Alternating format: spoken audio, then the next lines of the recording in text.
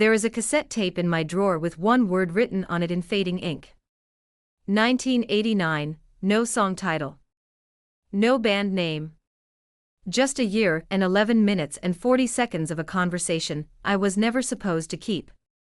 I have listened to it more than 4,000 times. I know every breath on it. Every pause. Every place where his voice almost broke. And tonight, for the first time in 20 years, I'm finally going to tell you why I never let it go. Before I take you back to that train platform, in the rain, under a clock that never stopped ticking even after everything else did, I need to ask you for something. If stories like this one hit you somewhere quiet, somewhere real, hit subscribe right now, because this channel exists for exactly one reason. To tell the stories people carry in silence. Drop a comment and tell me the year that changed your life. And if this story moves you even a little, share it with someone who still owes an old conversation a second listen. It was raining the night everything ended. Not a dramatic, cinematic downpour. Just that thin, cold rain that soaks through a coat slowly, patiently, like it has all the time in the world. Which, looking back, it did. Time was never the problem that night. Time was the whole point. I was 23. He was standing at the far end of the platform with a suitcase in one hand, and he wasn't looking at me. He was looking at the train. Above us, this enormous old clock hung from an iron post, its brass casing dulled by decades of weather, its hands frozen at a time I still can't say out loud without my voice changing. That clock had watched 100,000 goodbyes before ours. It didn't care about one more. But I cared. God, I cared. We had exactly 11 minutes before that train pulled out. 11 minutes to say everything two people are supposed to say when one of them is leaving and the other one is staying behind, pretending they're okay with it. I had a small recorder in my coat pocket. Cheap thing, plastic shell, a birthday gift from months earlier that I'd almost forgotten I was carrying. I don't know what made me press record. Maybe some part of me already knew that memory lies, that in 20 years I'd need proof that this moment was real, and not something I invented to survive the loneliness after. So I pressed the button. And I let it run. Okay. Let's go back. He said my name first. Just my name, like he was testing whether his voice would even work. Then he said something I have never repeated to another living soul. Not to my closest friend. Not to my own reflection in a mirror I've stared into more nights than I want to admit. I'm not ready to tell you what it was yet. Because if I tell you now, you won't feel what I felt when I heard it again for the 4,000th time, sitting alone with the rain on the window, and that same tape hissing in an old recorder.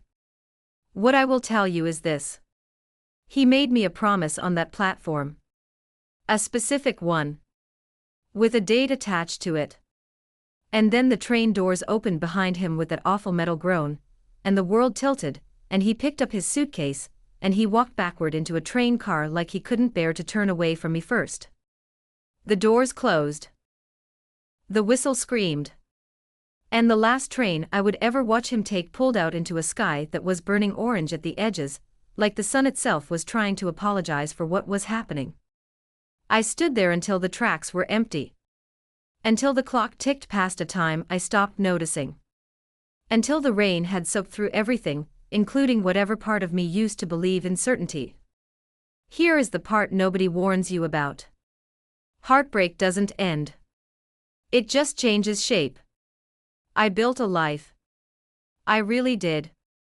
There was a career, an apartment with too many books, friendships that mattered, mornings that were, on the surface, entirely fine. I was not a woman frozen at a train station for 2 decades. I laughed. I traveled. I even loved again, in smaller, quieter ways. But at night, when the apartment got too quiet, I would take out a leather journal, tied shut with a simple piece of string, like something that needed to be kept from opening on its own. Inside were ticket stubs, a folded photograph of that exact platform taken the week before everything changed, and pages of handwriting that got messier the later it got. And beside the journal, always that cassette tape. 1989. I told myself I kept it for closure. That's the lie we tell ourselves, isn't it? That replaying pain enough times will eventually turn it into peace. It didn't turn into peace. It turned into a ritual. Every single year on the same night, I would sit at my kitchen table, press play, and listen to those 11 minutes and 40 seconds from beginning to end. I knew the tape would eventually wear thin. Magnetic tape degrades. Everyone told me that. And still I played it, year after year, like I was daring it to disappear before I did. Now I'll tell you what he said. He told me that in 20 years, on that exact date, he would come back to that same platform, at that same hour, whether or not either of us had moved on, whether or not we'd married other people, whether or not the world made any sense by then. He said if even 1% of him still remembered how it felt to stand there with me, he would show up. I used to think it was the kind of promise people make when they're desperate and heartbroken, and don't actually mean to keep it. The kind of thing said in the heat of a goodbye that both people quietly agree to forget. Except I never forgot it. And some part of me, the part that kept the tape playing every single year, never stopped believing he wouldn't either. 20 years is a long time to hold a single sentence in your chest like a lit match, waiting to see if it will ever be allowed to burn. 20 years to the day, I stood in my kitchen holding that tape like it might dissolve in my hands. I almost didn't go. Isn't that the cruelest part of hope? The way it makes you terrified of the one thing you've wanted for 2 decades. Because if I went to that platform and he wasn't there, the promise would finally, officially, be broken. And some illusions are easier to protect than to test. But I thought about that recorder in my coat pocket all those years ago. About the part of me at 23 that had the courage to press record on a moment I was terrified of losing. So I put on my coat. I put the tape in my bag. And I walked back to that platform for the first time in 20 years. The clock was still there. Still enormous. Still keeping a time that meant nothing to anyone except me. The rain had started again, thin and cold, exactly like before, as if the sky itself remembered the assignment. I stood at the far end of the platform, in almost the same spot, and I waited. Minutes passed. Long, unbearable minutes where I could hear my own heartbeat over the rain. I thought about walking away before the humiliation of hoping could finish me off completely. And then, through the mist rolling off the tracks, under lights the color of a dying sunset, I saw a figure. A man. Alone. Suitcase in hand. Walking slowly, like every step cost him something. I am not going to tell you, right now, in this video, whether it was him. Because here is the truth this story taught me, and it matters more than the ending you're waiting for. We don't replay old conversations because we're stuck.